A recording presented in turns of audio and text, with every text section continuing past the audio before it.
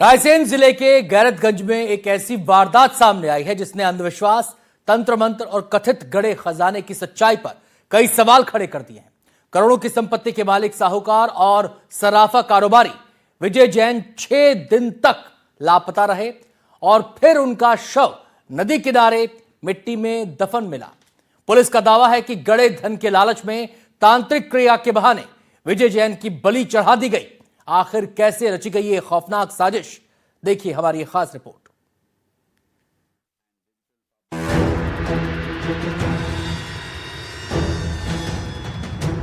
रायसेन जिले के गैरतगंज के लोग आज भी इस सवाल का जवाब तलाश रहे हैं कि आखिर करोड़ों की संपत्ति के मालिक विजय जैन को किस चीज की तलाश थी। साहूकारी और सराफा कारोबार से जुड़े विजय जैन अचानक 6 दिन पहले लापता हो गए थे।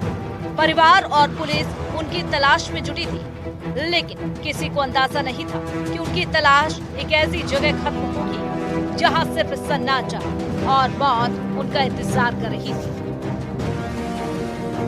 गैरतगंज से करीब 8 किलोमीटर दूर परासिया नदी के किनारे एक चरवाहे ने देखा कि कुछ कुत्ते मिट्टी खोदकर किसी शव को नोच रहे हैं।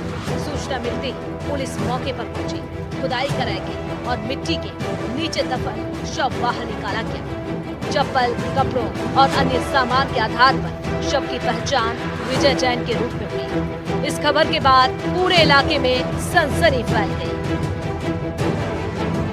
6 दिन से लापता विजय जैन की तलाश की जा रही थी। वहीं तलाश में गैरतगंज पुलिस के द्वारा जब कॉल डिटेल निकलवाई गई तो कॉल डिटेल में जिन लोगों से अंतिम बात हुई थी उन लोगों को गैरतगंज पुलिस ने बुलाया और जब उनसे पूछताछ की गई तो मामला सामने आया।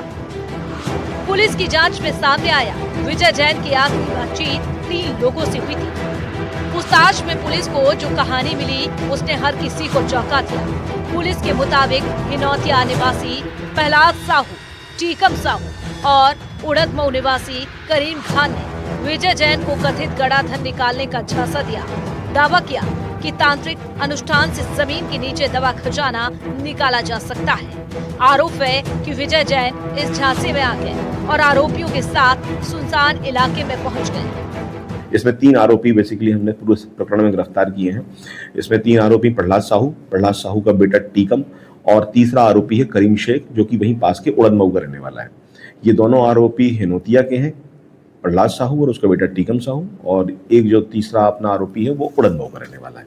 इन तीनों ने तब 7 तारीख में ही वहाँ पर परासिया के पास चबूतरे में जहाँ बताया गया था कि धन होने की संभावना है, तो वहाँ पे लोग पहुँचे और फिर उन्होंने ये प्लान बनाते हुए कि दफीना बली मांग रहा है और इस तरीके से साथ में उनका जो है वहाँ पे हत्या कर दी और बाद में 200-300 मीटर आगे जाकर गड्ढा करके शव को छिपा दिया। पुलिस का दावा है कि वहां पहले तांत्रिक क्रिया के नाम पर विजय जैन को बेहोश किया गया और फिर कुल्हाड़ी से हमला कर उनकी हत्या कर दी गई।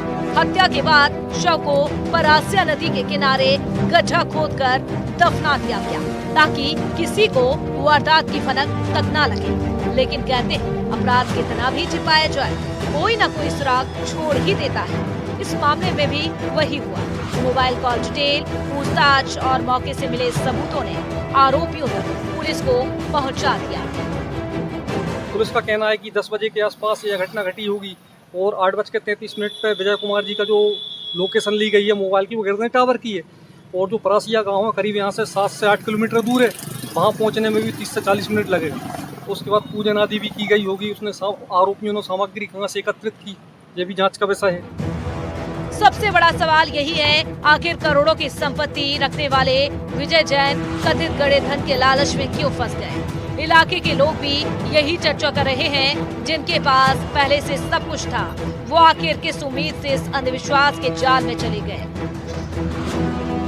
हालांकि इस सवाल का जवाब अब शायद विजय जैन कभी नहीं दे पाएंगे।